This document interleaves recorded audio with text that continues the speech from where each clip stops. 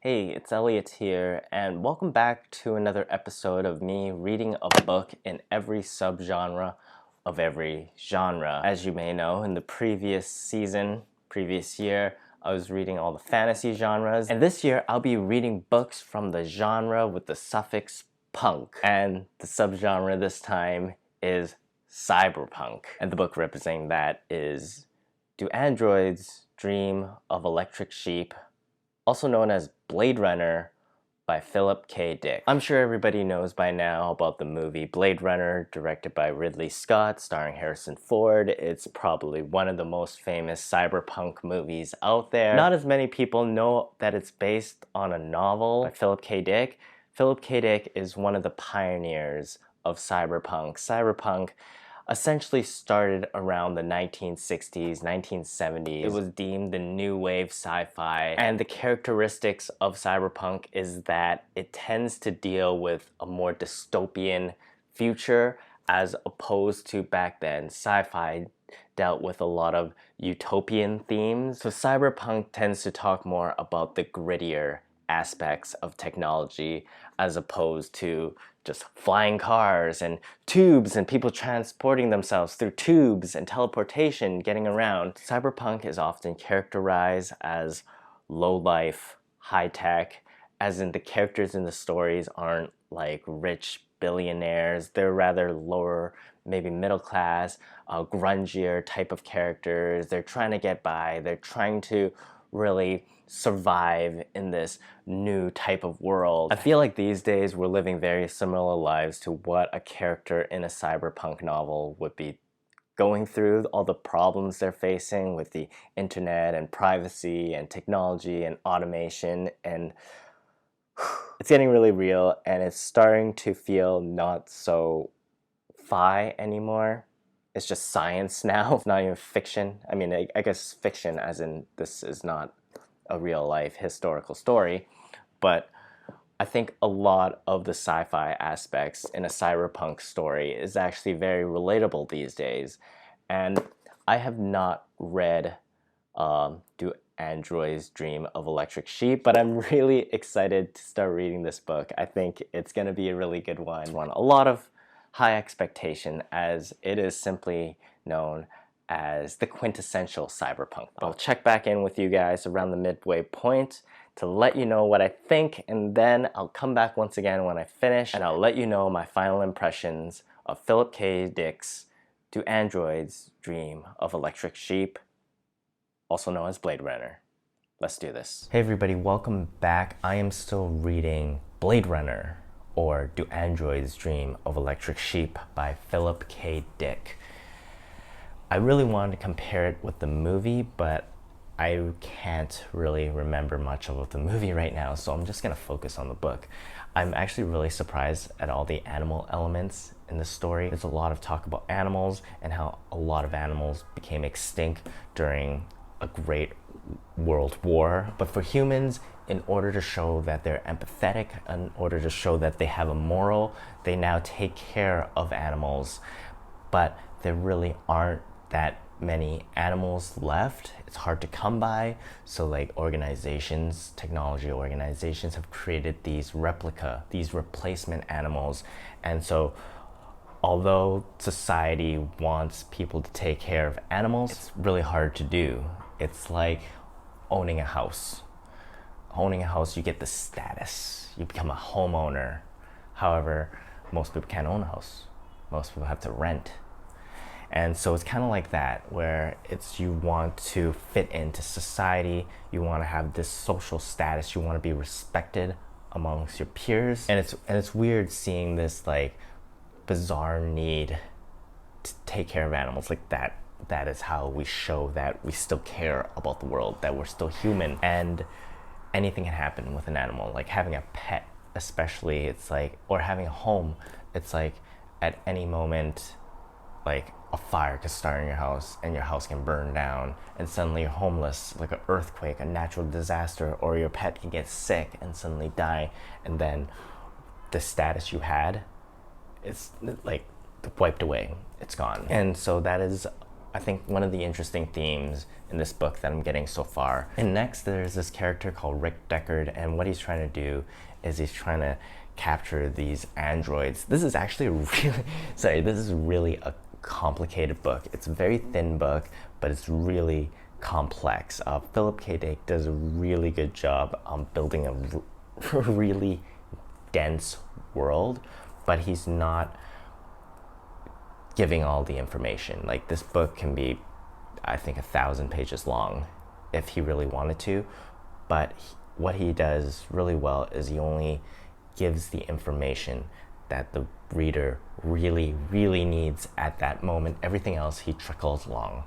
And I think that's a very good lesson to learn if you're trying to write a very complex science fiction story. It's in his brain, he understands I can assume he knows the whole story or the complexity of the world he created, but in the story, he's just focused on the story. So Rick Deckard has this personality test, which he uses to evaluate other humans to determine whether they're actually humans or if there's androids. What's interesting about this test is that it's all about the relationship between that person, the person who he thinks might be an android, and other animals. It's like how we feel towards other animals is what determines our own humanity. So nowadays, in this real world, there's definitely a lot of talk about climate change and all that stuff, and the corporations that don't care about the future this way, don't care about animals, don't care about the Australian wildfire,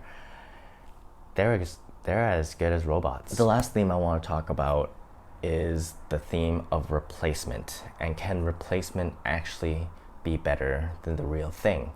So after the World War that happens in this book, the people who can, they go to Mars. They live in Mars. Mars becomes a replacement Earth because the living conditions on Earth are horrible. People are dying, there's a lot of dust everywhere that's killing animals, and essentially Earth has now become this poverty-stricken, horrible third world. And so that's the idea of like a replacement. Oftentimes when we replace something, we are replacing it with something better. However, with humanity, when we replace a human with a robot, are we actually making the better choice? Are we replacing it with something better? And if we answer yes, the replacement always has to be a little bit better, then how do we know that we have not already been replaced? I think that is one of the main questions this book brings up in regards to cyberpunk. I look forward to finish reading it, and I'll be back momentarily to give you my final conclusion of how I feel about this book. All right, I'll talk to you in a bit. I am back, and I have just finished reading Blade Runner, or Do Androids Dream of Electric Sheep by Philip K. Dick. I think one thing this book forces us to question is how we actually determine whether something is human or not. Is it the biology aspect? Should we check if someone's bone marrow is actually of a human? Or is it how we treat other people or other animals or anything? Is it through our love and empathy that makes us human, or is it just the biological construction of a human that makes us human? I don't think this book even comes close to answering that question, but it does pose this question in many unique ways. For one, is it right to fall in love with a robot knowing full well that a robot or an android can never truly express love back to you, that it's probably programmed to like you or be manipulating you in some way? Can you still love it? Or is it ethical to use other animals for study and research, even if it benefits the greater good of humanity? For us to understand, is it all right to torture a spider? By having that knowledge, surely it will benefit mankind. Is the inability to feel empathy something that strips away our humanity? Are Nazis inhuman just because they're doing something that we would say is immoral just because they're following orders? Are they closer to androids than they are to real people? So the story follows Rick Deckard. He's a bounty hunter and he's in search of these 6 androids that have snuck away, these 6 super android Nexus 6. His purpose is to catch these androids, that's his job, and also raise these animals for like ethical social reasons. And humans need to have these goals to exist, a meaning of life, if you will. What this book asks us is what happens after we finish our goal? What do we do after that? How do we continue living once our goals are accomplished? When it comes to being one of these androids and the goal is just to exist and not be discovered, it's also interesting seeing the different ways they approach the concealment of the fact that they're androids. Some of them hide in plain sight by being an opera singer. One of them chose to reside within the police force that is hunting them. And a bunch of them decide that the best way to actually hide is just to lurk in the shadows. So even when there is this pursuit of similar goals, the way it's approached is often quite different. And I think that's another interesting point of this book. It's no matter what type of goals you have, there's different ways to sort of process it and approach it. And sometimes the pursuit of that goal actually counteracts what it means to be human. For example, to have empathy and to also be a bounty hunter is a contradiction. The way you prove that you're a human is through empathy, but it is your job to hunt down these androids and have zero compassion for them. This book, in terms of plot and story, is not mind-blowing in any sense, but where I think it has value is it brings up a lot of question, a lot of jumping off points for discussions. As a cyberpunk book and a book that focuses on the theme of empathy, I think it's more important now in modern day society than ever. That's Blade Runner, Do Androids Dream of Electric Sheep? Once again, my name is Elliot. I am reading a book in every subgenre of every genre. If that interests you, please subscribe, follow along.